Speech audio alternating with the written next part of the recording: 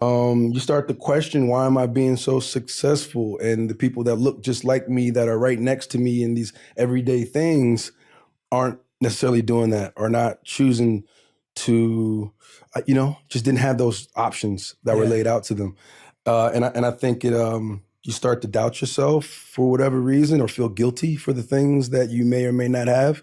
You've almost been looking for a space where you can share that, because you don't do a lot of press. I don't. Yeah. It's seasons for it. Obviously, when you have a project coming out or something you need to promote, it's a part of that news cycle. But for me personally, I try to, kind of say to myself a little bit, and very cautious of how you want people to get to know you. When you have opportunities to speak and share things about yourself, and not kind of, and see it come to fruition, to create something from an idea. Yeah.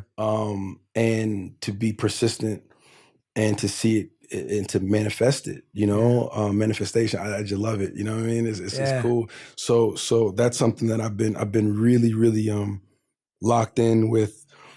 If you're unsure, don't answer right away. Take a moment, think about it. It's okay.